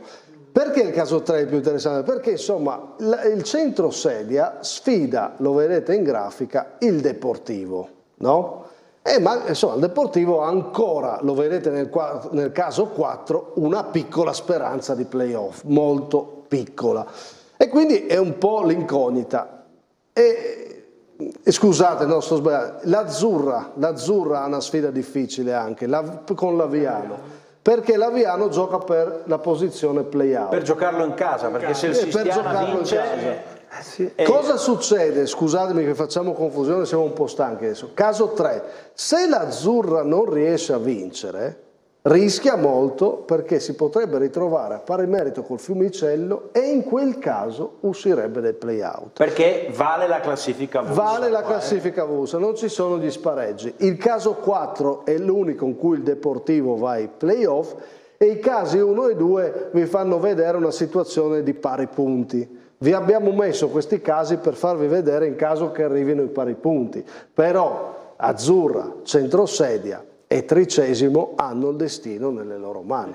Il caso 1, il Fiumicello se lo augura, ma devono perdere tutte e 3. Perdere tutte. A parte che al Fiumicello basta perda il 13° se vince lui, quindi non guarda neanche quello, però sì. Il caso 3 insomma è quello un po' più... Il Fiumicello è pienamente in corsa, però dipende ovviamente dipende dagli altri. Il 13° va a corno, comunque... Il Fiumicello ha in casa il Corva. Fiumicello casa, e adesso parlo del Corva.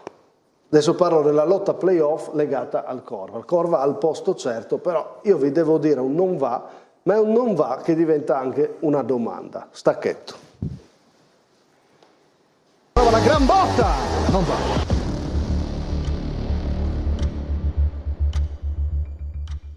Eccoci qua. Lasciamo in grafica questa domanda, insomma questo dettaglio. Un punto e 9 gol subiti dopo la Coppa per il Corva. Loro hanno già il pass per i playoff e si possono preparare. Certo è un non va che poi bisogna vedere se riflette poi anche sul playoff questo andamento o meno, no? Però più che il non va legato al Corva, che dopo la Coppa è calato, è una domanda che vi dico, si è giocata troppo presto, cioè c'è una squadra che ha una certezza con 5 giornate. Rientriamo in studio, abbiamo falsi un po'? Certo, perché il Corva può far giocare la Juniores, vabbè che dopo magari... Non lo fanno, però. Non lo fanno, però giochi con una classifica a posto, che non retrocedi, no, non hai problemi, ok? Qui sì. Puoi pulire gli squalificati, sì, diffidati? E tu arrivi ai playoff che veramente hai... Per me, se la finale di Coppa, e mi piace questa cosa, dà un posto ai playoff, la finale di Coppa si gioca il sabato dopo l'ultima giornata di campionato. Sì, non vedo il problema. Perché poi partono i playoff, tanto non c'è fretta per i playoff. Possono finire anche a giugno i playoff di promozione. Ma infatti... Però scusatemi, noi lo stiamo dicendo dopo e non l'abbiamo detto prima, quindi siamo colpevoli anche noi. No, perché se hai un dubbio devi dirlo. Massimo, ma hai sbagliato la regola, dai. Perché falsi i campionati, le partite, dai. Pensato, forse. È vero che non dobbiamo pensarci noi, deve pensarci la federazione che fa la regola, non è compito mio. Il mio compito è pensare ai servizi, la federazione ai playoff. Però, no? Insomma... le ha perse tutte. Madonna. Poi. Un pareggio Sì. a Sevegliano il mercoledì dopo Sì. e poi 4 perse. Ma E guarda, ripulito gli ammuniti. Secondo me, io sono un fautore, quando avevo fatto ancora col Fagagna, ha vinto la Coppa Italia di promozione, che di fatto non aveva poi un valore se non vincere la Coppa Italia, d'accordo, ma un fautore del fatto che chi vince la Coppa Italia deve avere un premio, e quindi il premio e playoff lo condivido pienamente. Sono perfettamente d'accordo su quello che dici, perché poi il problema è che, ma non perché gioca per, appunto per la firma, ma perché poi subentrano tutti questi calcoli, e quindi chiaramente non è più lo stesso campionato, oltre che poi vinci la Coppa e già abbiamo sempre visto che poi chi gioca nella finale di Coppa ha delle difficoltà dopo, quindi va giocata, diciamo, verso la fine. Mettiamo che è un esperimento, adesso si è visto che ha un problema e bisogna correggere il tiro. Sì, certo. Tutto là. Tenere il playoff è una bella idea, ma rivedere quando giocarlo. Certo. Che poi magari non è neanche così, no? Però ti viene da pensare, no? Tutto questo. Perché poi le altre squadre, allora... Sì, non è un'accusa al corno. Ma assolutamente, no. Anche perché poi dico, il premio in promozione è valido perché chi vince la Coppa Italia di eccellenza va comunque a farsi le finali nazionali, esatto. no? Quindi è giusto che abbia un premio. Esatto, sì. Però devi correggere il tiro. Va bene, allora vedremo chi salirà dai playoff in promozione. C'è un posto sicuro e se San Luigi si salva sono due. Vedremo. Adesso cominciamo a parlare però di chi ha festeggiato le promozioni e diventano anche le nostre nomination. Miglior allenatore abbiamo scelto, vediamo.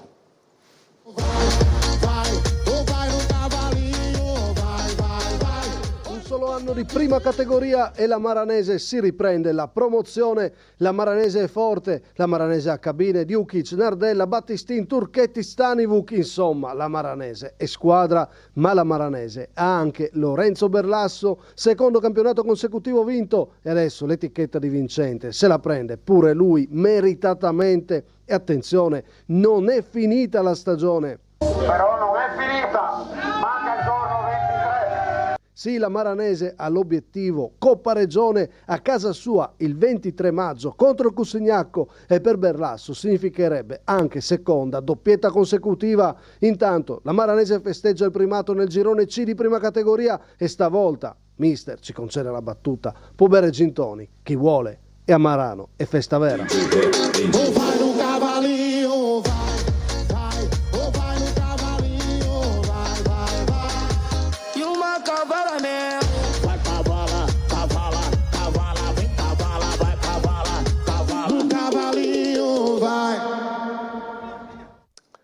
E tu sai cosa significa vincere a Marano, no? Sì, sì, benissimo.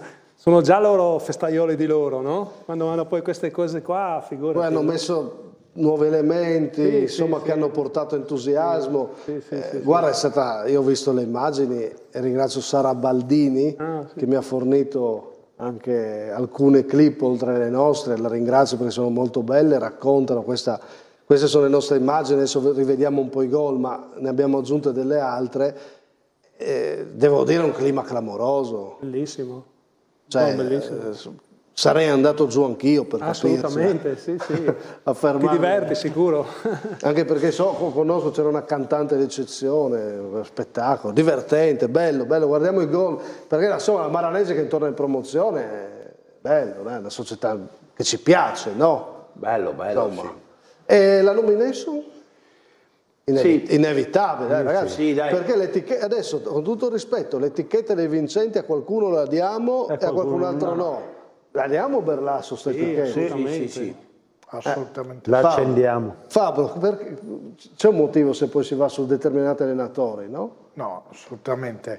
Poi voglio dire, ma lo merita perché appunto poi ha dimostrato l'anno precedente, quest'anno che d'accordo aveva una bella squadra perché la Maranese era costruita, dopodiché non dimentichiamoci di un certo Medicabine perché l'ho avuto, lo conosco ed è uno che fa la differenza. non è il solo, però voglio dire, merito a Berlasso assolutamente, perché poi ha ottenuto il massimo risultato in tutti e due gli anni, dove poi vincere quando ti danno per favorito o presunto favorito non è facile. No.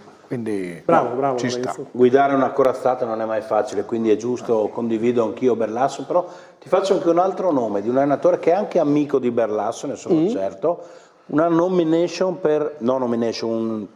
citazione per Josef Negedi e per il Rivolto, perché Negedi e il Rivolto l'anno scorso sono retrocessi, uno come squadra a Rivolto e uno a Riviera come allenatore.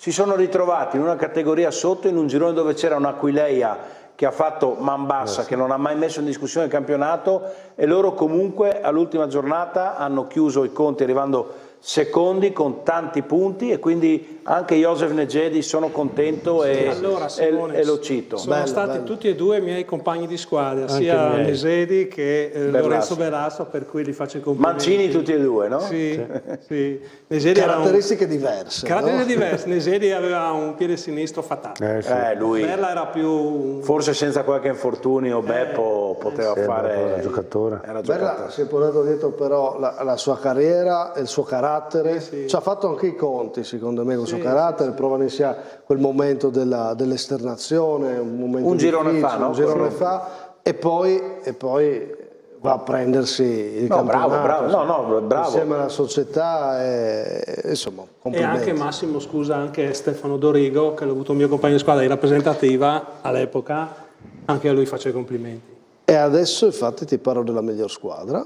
E Stefano Dorigo, sai perché ho premiato la miglior squadra? Perché proprio anche Stefano Dorigo ci fa capire che lì è una questione di squadra, è una questione di società, è una questione di piazza. Stiamo parlando dello Spilimbergo. In queste dichiarazioni lo capite, che cosa ha significato vincere per lo Spilimbergo. Da Marano andiamo a Spilimbergo, da un bellissimo paese come Marano a una piazza importante, no? Che mosaico. Al mosaico. Vediamo come è uscito questo mosaico. Vediamo.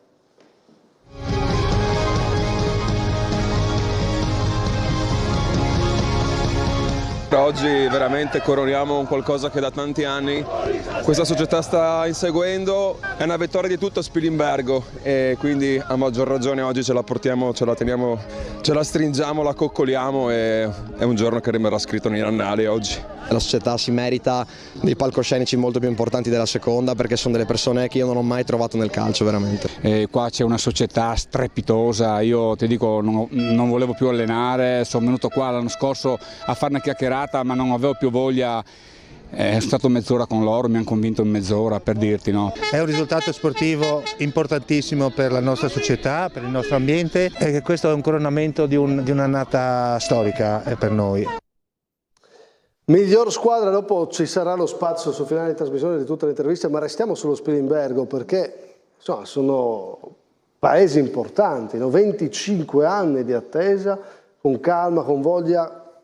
La volevano, no Stefano, questa promozione? Sì, assolutamente, l'avevamo citata anche durante il cammino, ha meritato questa vittoria, e mi ricordo lo Spilimbergo che aveva giocatori di tutto rispetto negli anni, e quindi è giusto che una piazza del genere torni ad avere un po' le luci della ribalta. Sì. C'è arrivata con umiltà, con pazienza, anche passando qualche delusione, no? Ma so come hanno lavorato, specie negli ultimi anni, anche con umiltà, ripartendo anche dal settore giovanile eccetera, e quindi hanno costruito anche lì un passo alla volta, facendo le cose misurate ma bene. Adesso con squadra anche, ha messo dei pezzi, ne parliamo dopo. Il prossimo anno in prima Spilimbergo Maniago, non me ne voglia il Maniago che è retrocesso, ma insomma sono due piazze grandi, Spilimbergo e Maniago. Ma guardate che questa stagione qua, che la riforma,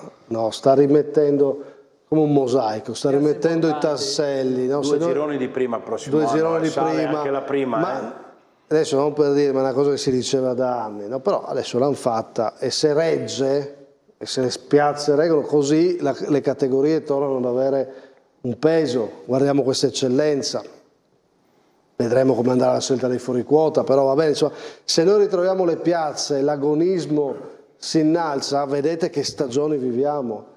Adesso l'obiettivo della federazione è mantenere questo livello nelle scelte giuste, e speriamo che non sia una scelta sbagliata quella di tornare indietro con i giovani, perché questa stagione ci sta dicendo questo: piazze che ritornano, equilibrio, campionati equilibrati.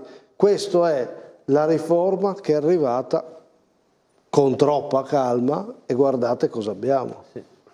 Questa è la lettura che va data, secondo me, agli ultimi anni. Assolutamente sì. Lo vediamo.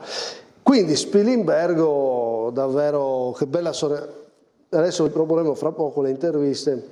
Racconta Gabriele Magrini, ma già avete visto qualcosa? Avete notato che c'è qualcosa che non va? Io vi vorrei far vedere, anche perché adesso arrivano le feste, no? E chi deve fare le interviste deve anche vedersela con i festeggiamenti. No, ma guardate, perché è bella questa. Infatti stavamo giusto dicendo che non sapevamo come festeggiare. Non so cosa fare. Ecco, perfetto, così si festeggia. Direi spaccando la telecamera, vedi? No, non si spacca, ma non si vedrà niente.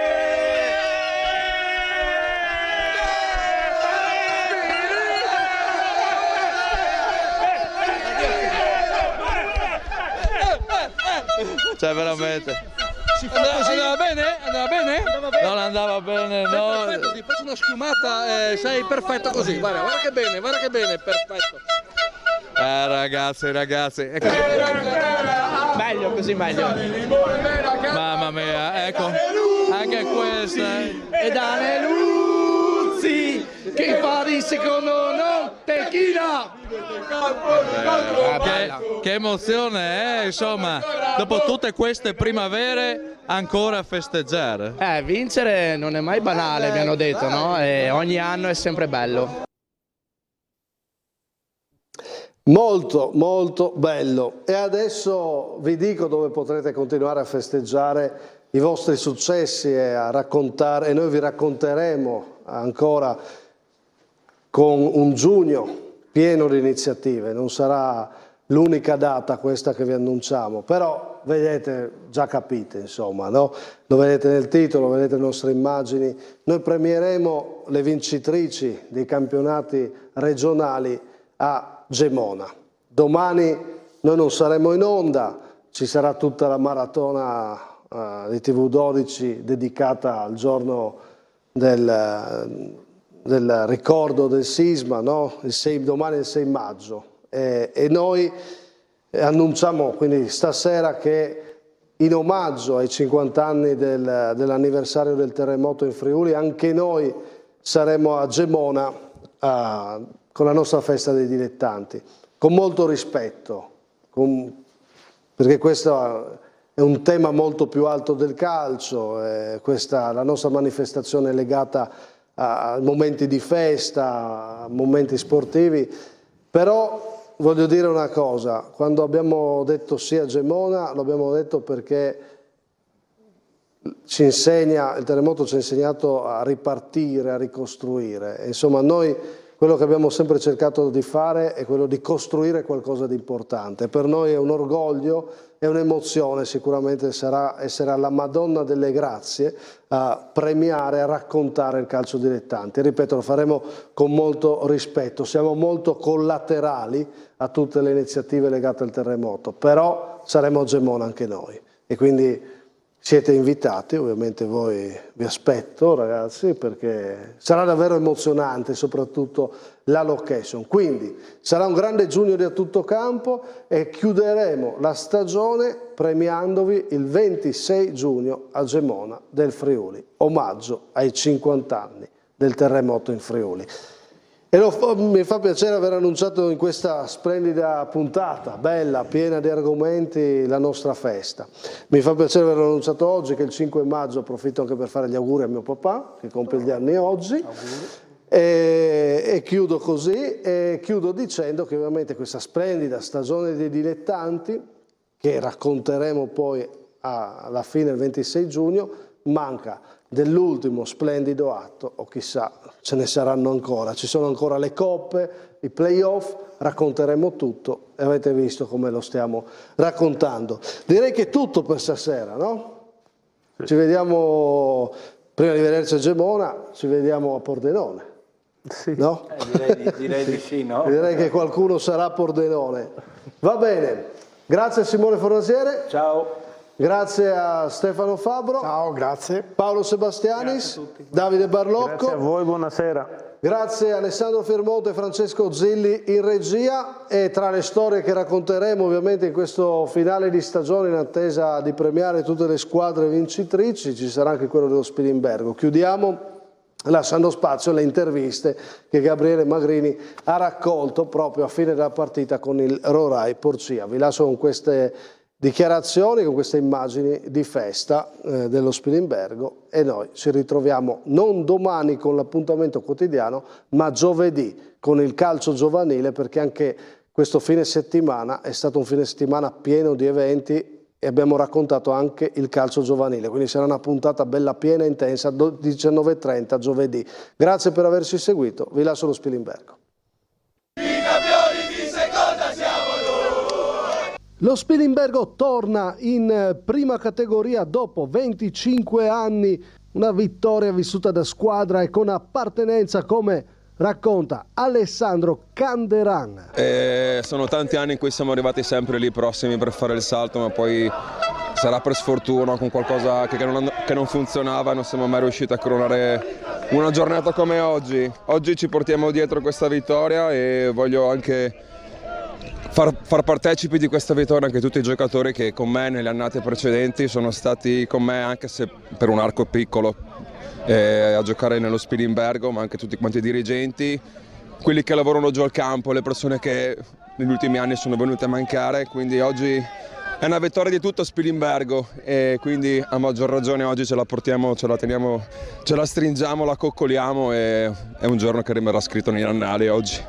Importanti nuovi acquisti arrivati dal Casarsa come Aiola e Toffolo. Punti di riferimento di questa squadra, avete dato quel valore aggiunto? No, loro c'erano già, assolutamente. Abbiamo trovato un gruppo storico di brave e belle persone, soprattutto in primis e poi anche come calciatori. Quindi siamo contenti. Dopo 24 anni. Dopo 24 anni. Lo Spilimbergo torna su e siamo contenti di far parte di questo. Assolutamente. Quindi resterete anche il prossimo anno in prima categoria? Madonna! Se no. Una minuto sì. Una vittoria importante anche per chi sta per giocare la sua ultima partita con lo Spilimbergo. Cristian Mazza, già allenatore, ora della Juniores. La soddisfazione, l'emozione per questa vittoria? No, sono felicissimo e stanchissimo. Sono felicissimo e stanchissimo. No, guarda, è stato un anno complicato, perché quando parti da favorito è sempre complicato. Devi giocare tutte le partite a 1000, gli avversari ti aspettano, non è facile. Non è facile. Vincere campionati non è facile.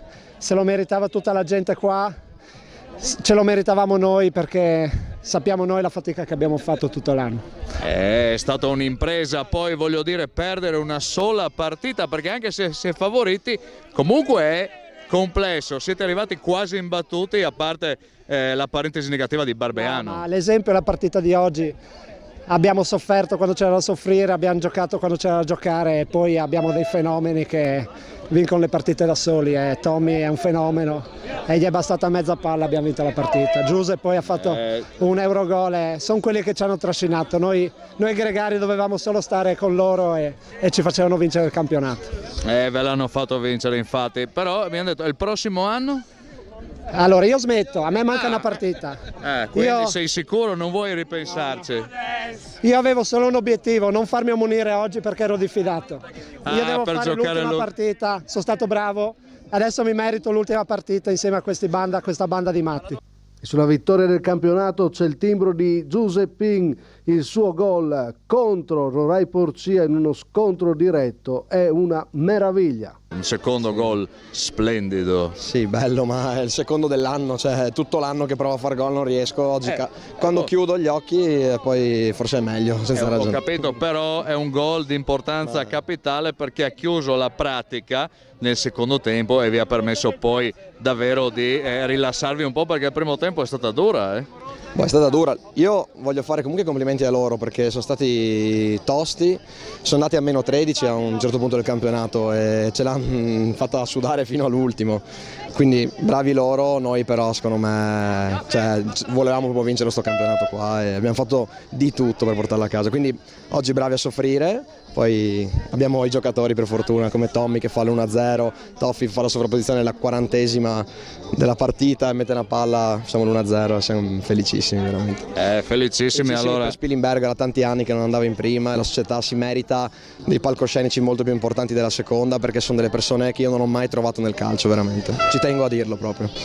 Questo è importante, è fondamentale, come anche il lavoro della società appunto che abbiamo già testimoniato in altre occasioni. Quest'anno evidentemente era l'anno buono, lo si percepiva fin da subito. Sì, già dalla presentazione. Dalla presentazione abbiamo fatto le 2:30 di mattina, tutti, le 25 di giovedì sera. Il venerdì siamo andati a lavorare morti, il venerdì abbiamo fatto allenamento e domenica avevamo la prima partita e l'abbiamo vinta.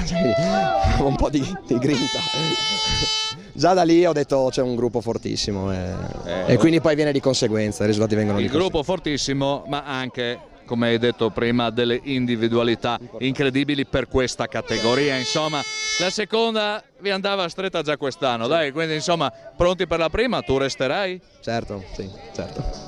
Già lo dico. Già lo dicono tutti qua, incredibile, insomma. Sì, no, non si può andare via da Spilimbergo. Festeggia lo Spilimbergo un campionato dominato con mister Stefano Dorigo alla guida. Ed eccoci qua con mister Dorigo che ha già parlato, ha detto qualche parola di emozione dopo questa vittoria. Andiamo più nel profondo di questo campionato, Stefano, dove avete ottenuto una cavalcata incredibile, una sola sconfitta contro il Barbeano fuori casa, una consapevolezza straordinaria davvero di potercela fare. Sì, no, noi l'abbiamo sempre detto, no? Sapevamo di avere una buona squadra. C'eravamo una buona squadra anche l'anno scorso, siamo arrivati terzi, quest'anno l'abbiamo migliorata, la società è stata splendida. Quelli che sono arrivati hanno alzato il livello degli allenamenti anche, no? Che non è solo la domenica. E poi il resto l'hanno fatto questi ragazzi io qua ho conosciuto un gruppo di ragazzi spettacolari e voglio ringraziare soprattutto quelli che hanno giocato un po' di meno perché eravamo in 24 in rosa, non è mai facile accontentare tutti. Però mi hanno lasciato qualcosa tutti quanti, io devo solo dire grazie. E sono stati anche importanti gli innesti che sono arrivati all'inizio di questa stagione, giocatori importanti, giocatori di categoria superiori, magari non è corretto nominarne uno rispetto ad un altro, però in generale lo sappiamo, li abbiamo sentiti anche prima. Questo ha dato quel qualcosa in più che mancava allo Spilimbergo delle stagioni scorse, no mister? Assolutamente, come ti dicevo prima, e non è solo la partita della domenica, no? Loro hanno alzato proprio il livello degli allenamenti, perché quando ti alleni bene con gente che ha giocato, che ha fatto categorie, però io mi sento di dire che loro hanno portato qualcosa di più, no?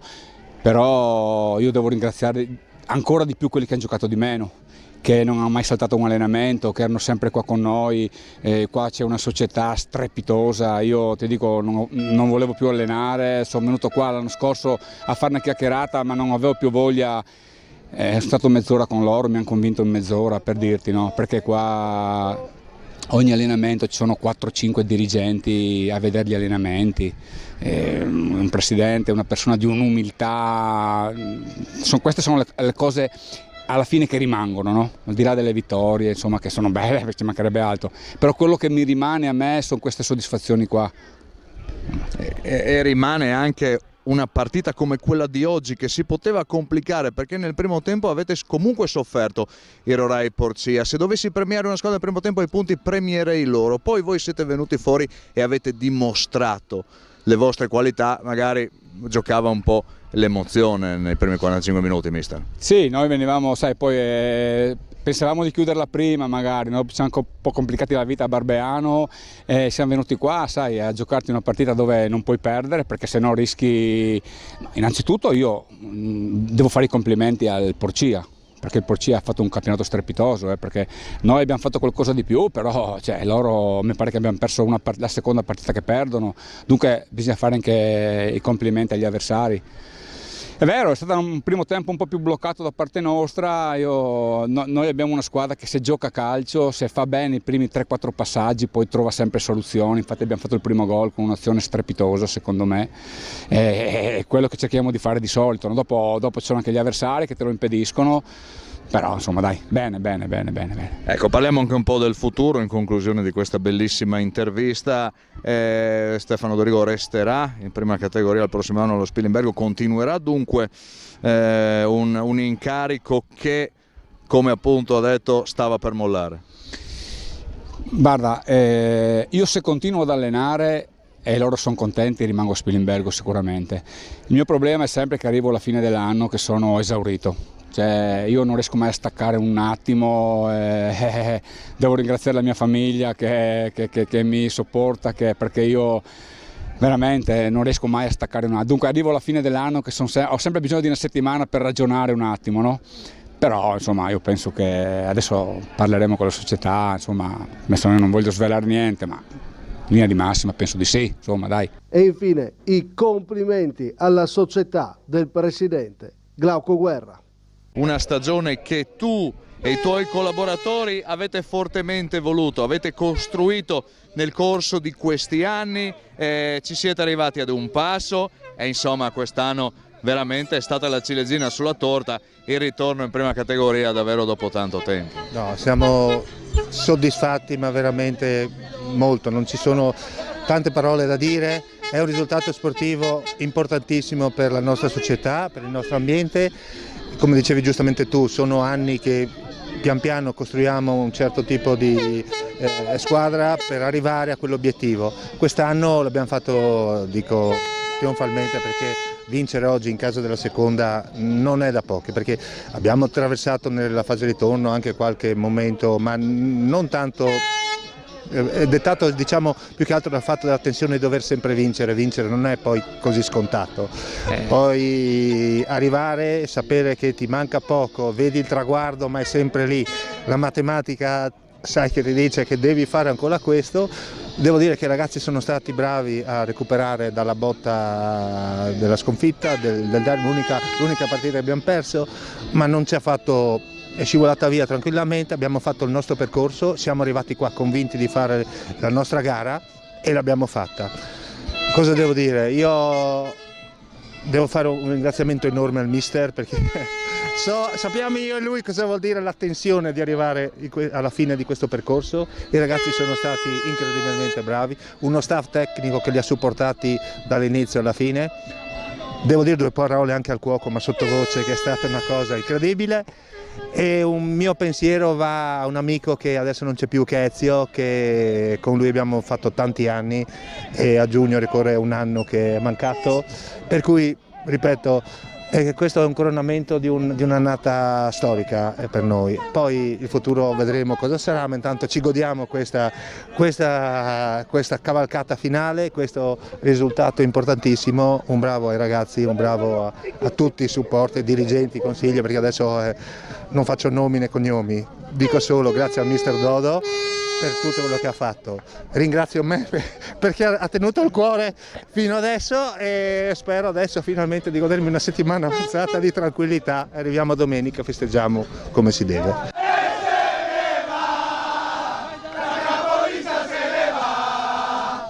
capolista se ne va,